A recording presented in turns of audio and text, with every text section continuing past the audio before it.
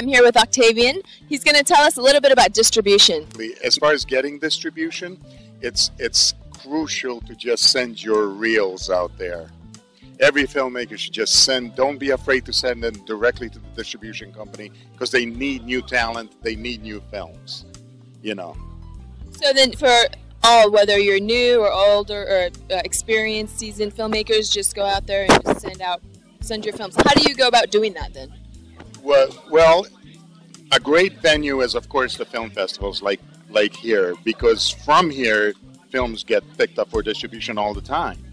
But another way is just to find the distribution companies where they're located, and they're all online, and send your film in, because with the digital age, filmmaking has changed.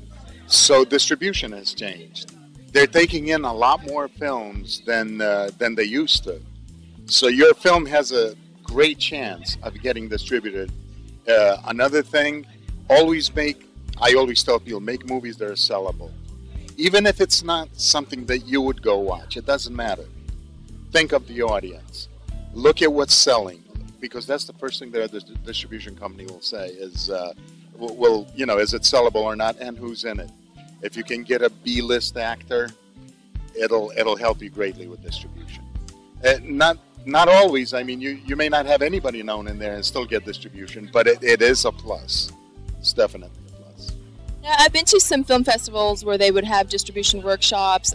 Do you recommend going to those? Have you been to them? Do you find them helpful? Absolutely. The film markets, the distribution workshops, absolutely. That's all helpful. The key is to get your film sold. And it's not about the budget anymore. Like, we remember big budgets used to get distributed quicker. It's not like that anymore, because now you can have a great movie at a very low budget. So distribution company mostly look for that. They're concerned with the quality and the sellability. Is it sellable? So it's a great age for upcoming filmmakers, because distribution, I think, is easier for those who have a passion and put out a great product. Now, what about films that you would just be able to load on YouTube by yourself? I mean, do you know how that works, or if you were to not really go through distribution, but just somehow trying to do it yourself? Yeah. Am I making sense to you? Yes. Okay. It's self-distribution. I've self-distributed one of my first films. And there's nothing, you can have it sold on Amazon, Hulu, and you could do this basically, self-distribution is okay if everything else fails. My suggestion is try everything else to get worldwide distribution, at a mass level. If not, YouTube and all this is great, absolutely. And one more thing I gotta say, in this business we gotta have thick skin, incredible thick skin. Rejection is a great thing, because it makes you stronger and makes you put out a better product for the next time. And even festivals, if your film does not get accepted, most people are like, no, it's a great thing, because now you're going to work even harder if you truly have the passion. Yeah, I've heard that. Every no is just one step closer to a yes. Yeah. Well, thank you so much for joining us. Tell us the name of your film again that's coming out. The film is called Unforgotten, and it's at unforgottenmovie.com. Also, of course, the Unforgotten page on Facebook. It sounds familiar. What is it about? It's really in the genre of Goodfellas, Scarface. Again, I was thinking, what sells? Sellability. So it's a gangster type movie, filmed all down here in West Palm Beach, Florida.